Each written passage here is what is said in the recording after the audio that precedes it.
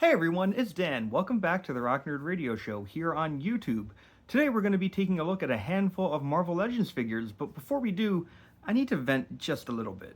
Come geek out with us on the Rock Nerd Radio Show. So today we're going to be taking a look at three new Marvel Legends figures. We're looking at two figures from the Spider-Man Retro card wave. We're looking at Kaine and Spider-Man Unlimited, and we're also looking at Dark Miss Marvel, who was an individual special release. Now, I want everybody to know I did pre-order three figures from that Spider-Man Retro card wave. Kaine, Spider-Man Unlimited, and Agent Venom. Up until recently, I normally do my pre-orders through Hasbro Pulse, but up until recently, every time I pre-ordered, whether it be a full wave or a chunk of a wave, Pulse was really good about sending everything in one box via FedEx, and it would arrive together very neatly, and I was happy. Somewhat recently, I want to say towards the end of last year, Hasbro Pulse started using DHL as their shipping partner, I suppose. And for whatever reason now, whenever a wave is pre-ordered, whatever, I end up getting multiple packages. Spider-Man Unlimited and Kaine arrived in two different boxes on two different days. And I'm still waiting on Agent Venom. I don't know what's going on with him, why he hasn't shipped yet. When the rest of the wave has. I haven't found Agent Venom in stores yet. Part of me is wondering, should I just pre-order him on a different site that has him in stock, ready to go, and just cancel my Hasbro Pulse pre-order? I like Hasbro Pulse. I don't mind paying that $50 or whatever it is a year to have the early access stuff, especially because I do collect Transformers as well, and they have a lot of exclusive items. But I am starting to wonder, and honestly starting to get a little annoyed that I'm not getting full waves in at one time or things like that. So let me know if any of you are experiencing this issue as well, what you think about it. I'm not looking for reasons why you think it's happening. If you want to share some, fine. I'm not looking to start an argument. I just wanted to vent a little bit. But with all that said, let's get into the review proper and look at these three figures that I have in hand all together. So we are going to start things off with the Dark Avengers Warbird. I think I called her Dark Miss Marvel before. Essentially, this is Moonstone in the guise of Miss Marvel, as she first appeared in the original Dark Avengers run. This figure will run you $25.99, and I think it's fair enough to just open it up and start taking a look at it. So, right out of the package, Dark Warbird, Dark Miss Marvel here, does have two open hands and this head that is on with, I'm going to say maybe more of a calmer type head sculpt. Her other accessories that she does come with from the package would be this head with it's more powered up and the wind is kind of sweeping the hair off to the side. There's also a set of fists, both a left and a right fist that you can see there. And there are also some energy effects. You know, these are doubling as like magic effects, as power blast, things like that. I'm just going to call them energy blasts that, of course, wrap around the wrist. We're getting used to seeing these. Taking a look at the figure close up, this head is not powered up, so you can see her eyes are painted in there on the mask. And like I said, the hair, there is some movement to it, some bounce to it. But looking at it, around at it, it is, it's just kind of sitting. It's more of a calm style hair.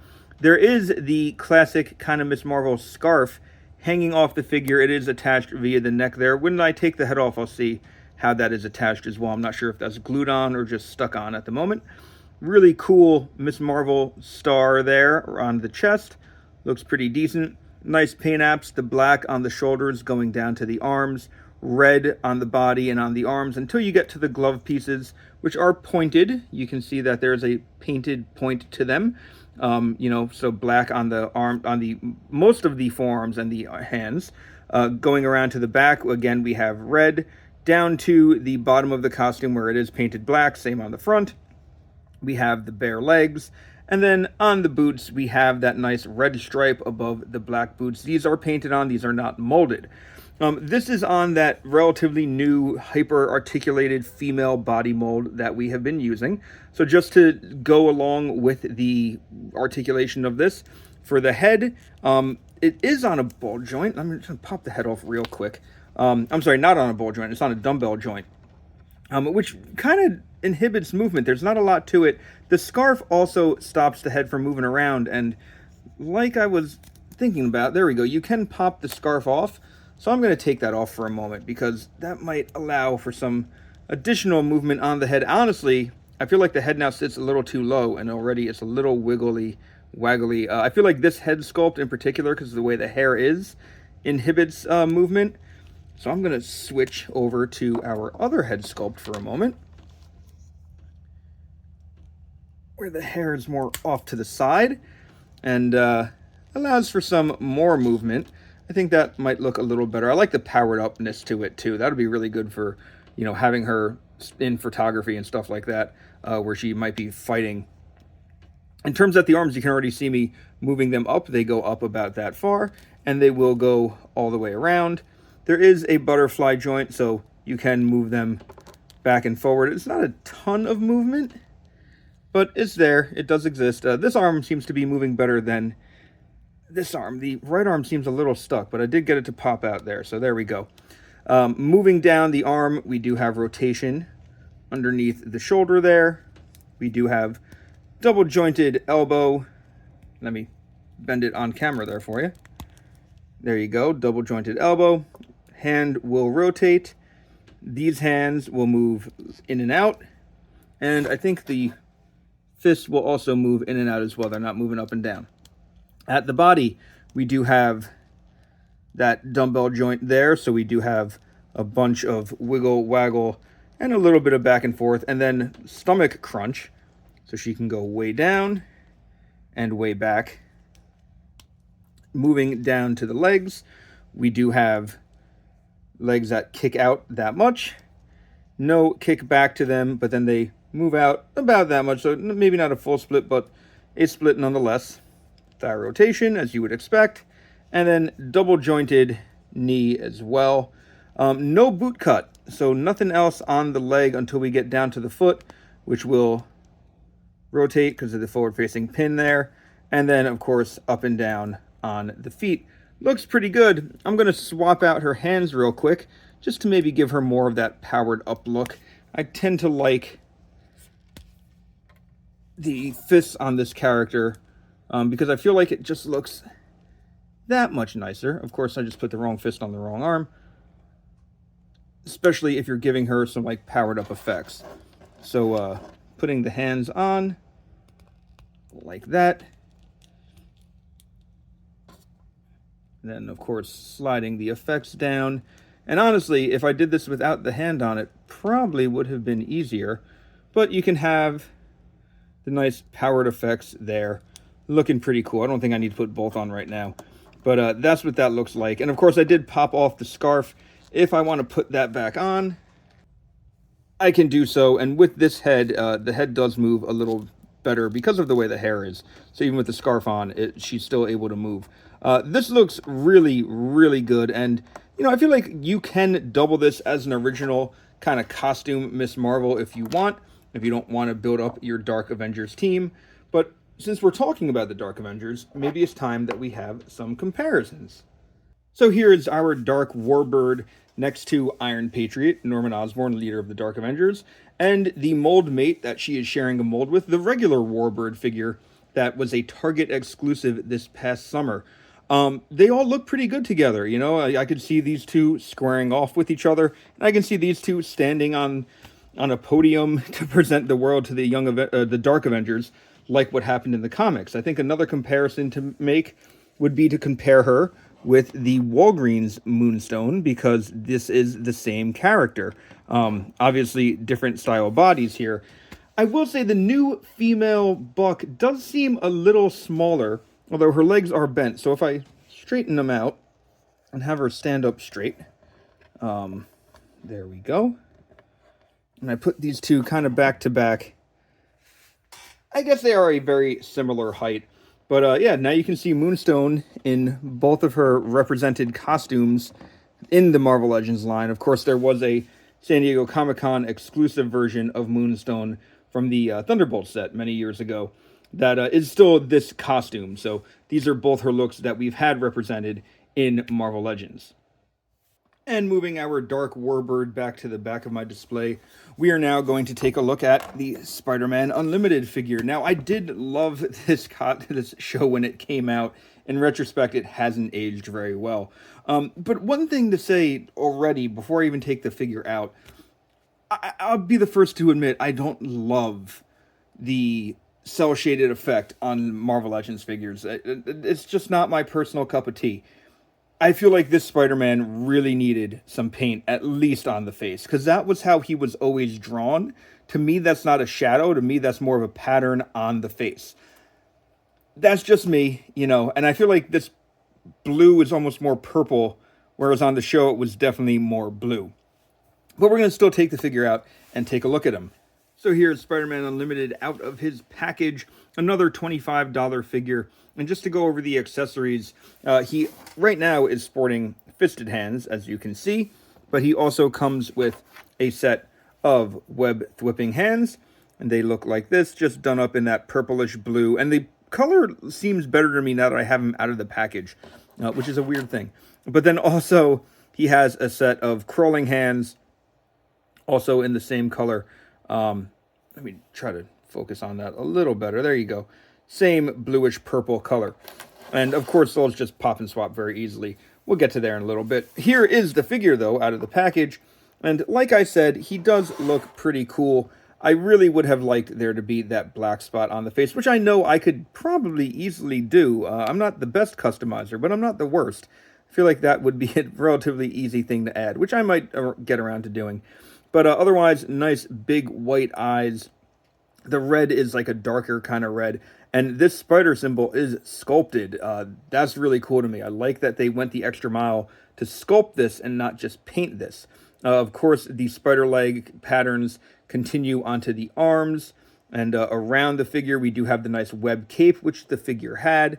You can lift the web cape in the back to show off more of that spider detail. And just really cool the way that the angles play on this figure and things like that. Moving down to the legs, we do have the nice inner leg with red, outside being purple. The boots have the nice three, rings on them that are sculpted. That looks very cool. They, of course, don't go all the way around, so they're not really rings, but they go to the front of the boot and stop. I think that's pretty cool. And the back, you do see the full piece there. Then, of course, on the arms, we have the sculpted spider leg pattern. Actually, on the arms, that is sculpted. Just had to run my finger over it. And then we have these cool spider symbols that, these are plastic. Having trouble focusing on them. There we go. These are plastic, so the leg pieces do bend a little. And I'm sure with a little bit of heat, you can straighten them out if you are having problems. But they're not terribly bent on mine. These are free-floating as well, so if you rotate the figure's hand, you can rotate the spider symbol with it, which I think is quite nice. A pretty neat detail. That way it doesn't really inhibit movement or anything. Now, in terms of articulation, the head is on a ball joint with a disc at the bottom, so you do have a lot of back and forth. Obviously, the head can look left and right.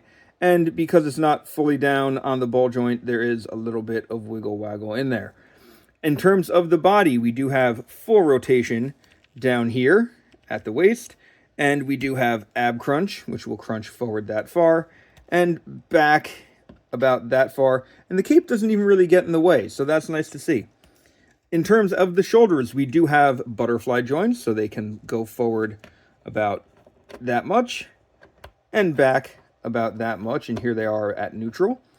We do have full rotation at the shoulder, and arms go up that far.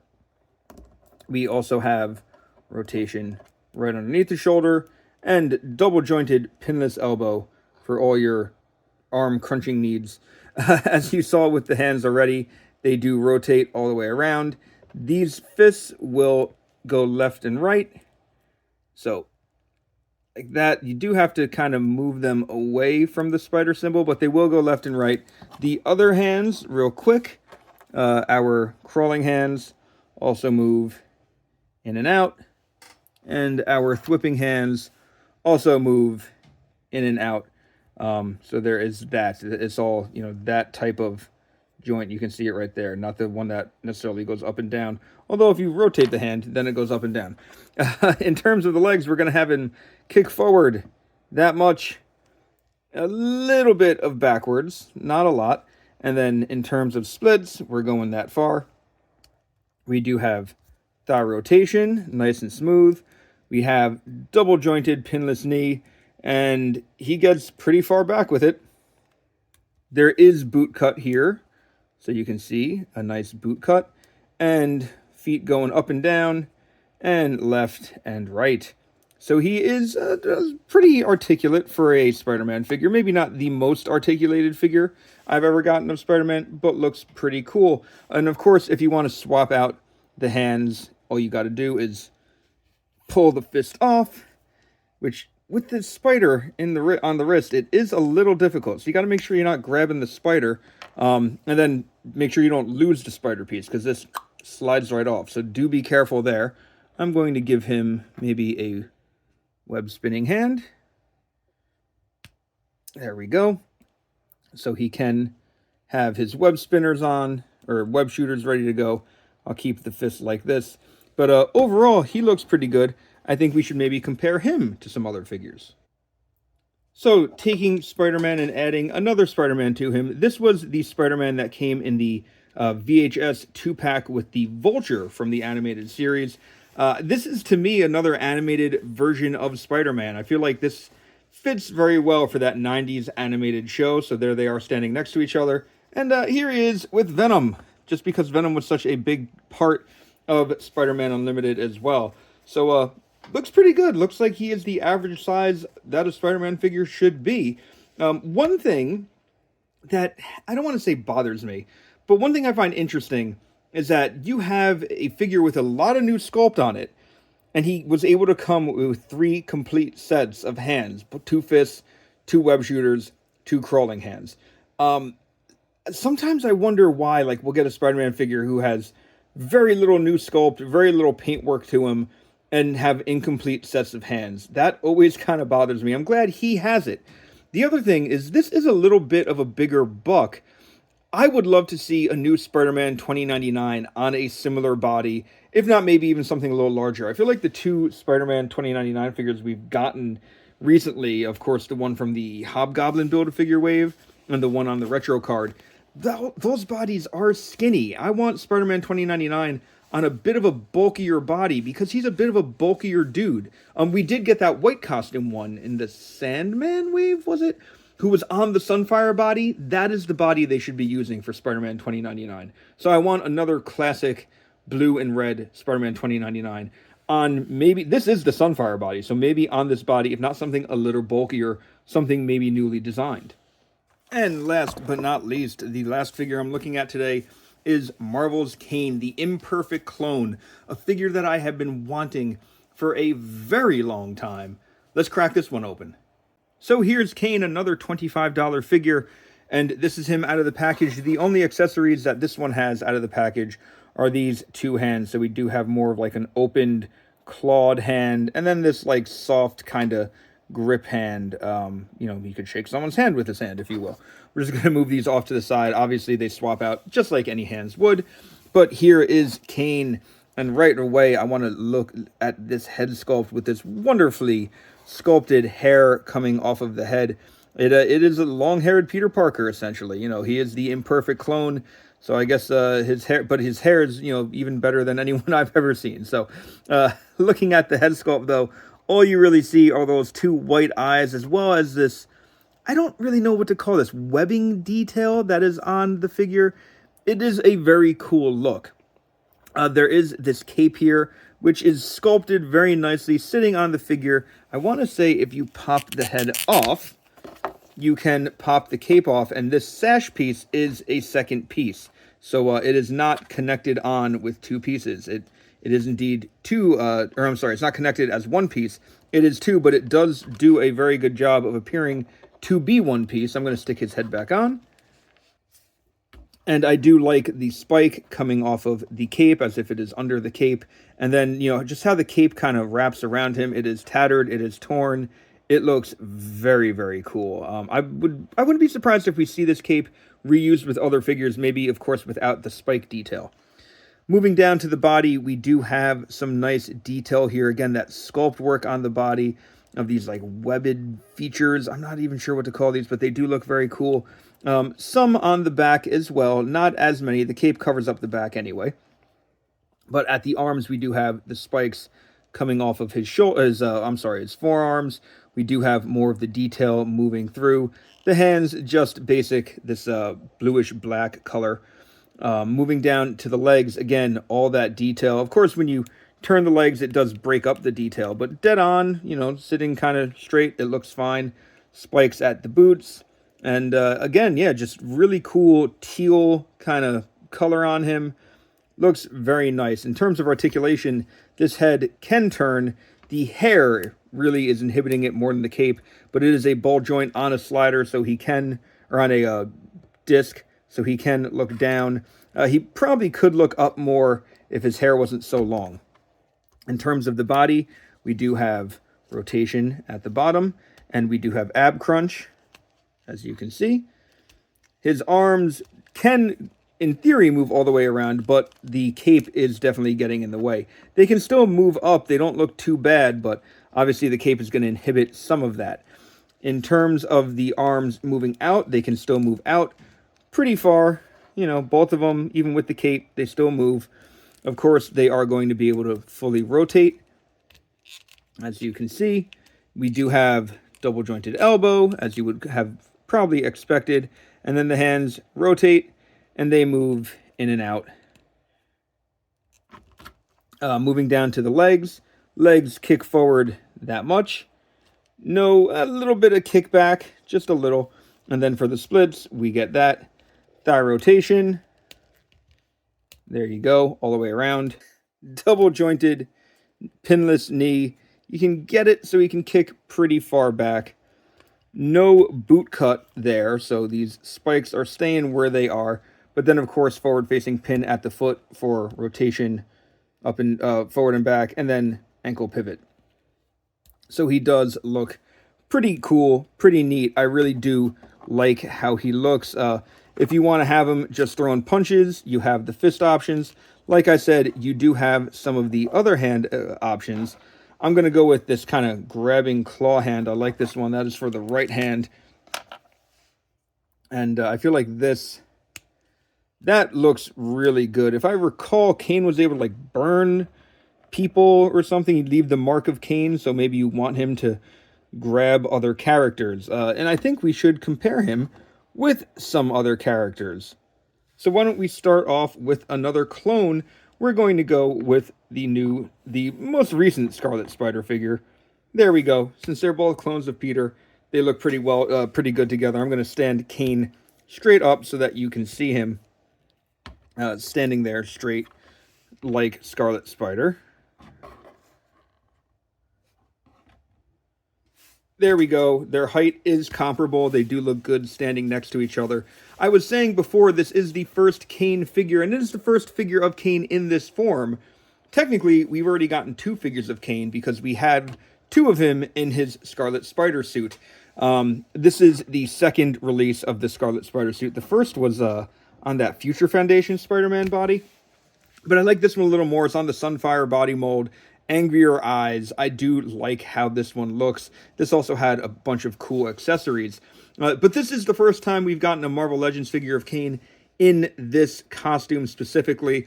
As a kid, I want to say there was a special box set at BJ's Wholesale Club. It was the Maximum Clonage set, and it did have a Kaine figure in it. I believe he was a repaint of one of the old X-Men Archangel figures without the wings. And I wanted that set so bad, and I never found it. And when I eventually sold most of my pre-Marvel Legends Marvel figures, I always said to myself that if I found that Maximum Clonage box set, I would still pick it up just to keep it in box, just to have it. That was a really neat set. It had a couple Spider-Man figures in it. It had a Ben Reilly in street clothes. It had a Jackal. Kaine had a Spider side. We still don't have a Marvel Legends Spider side. And oddly enough, it had Sandman repainted from a Hydro Man figure, which I always thought was kind of weird. But anyway, this figure looks really, really cool. So these are the first Marvel Legends figures that I got in 2025, and not a bad way to start off the year. Do I think these are the best figures we're going to get this year? Maybe, maybe not. But right now, not a bad way to start. I really am looking forward to getting that Agent Venom figure. But the rest of this Spider-Man retro card back wave, I decided to skip. I actually did see Chameleon in person the other day in a store, and while I loved the 90s Spider-Man animated series, and while I like that costume, I do want more of a comic represented Chameleon. You know, there's kind of one where it almost looks like he's wearing like a robe or something. I'd take that. The old one in the suit, it's not aging well. And I was tempted to pick up the Chameleon. I decided not to. Female Electro, I really have no attachment to that character, and I've been trying to cut back on what I've been buying. So she didn't get picked up. And Spider-Boy looks cool, but I really don't know much about that character, and I do kind of wonder if I'm going to start reading about him more in comics and then regret not picking him up. But we'll see what happens. You know, the year is still young, and I still have money to spend, so we'll see. But let me know, did you pick up any of these figures? Have you picked them up? Do you think they're neat? Which is your favorite out of these three? I would love to find out. Also, make sure you check out the Rock Nerd Radio Show podcast. It is a weekly podcast hosted by me and my friend Vinny. We talk about all aspects of pop culture on that, and you can find it wherever you get your podcasts. So sound off once again in the comments below. What do you think of these figures? Are you buying them? Are you skipping them? I'd love to hear what you think. And until next time, I've been Dan. You've been pretty awesome. I'll see you around. Come geek out with us on the Rock Nerd Radio Show. My cat is scratching my chair. Onyx, you picked a great time to do that. You done? Are you done? Are you done?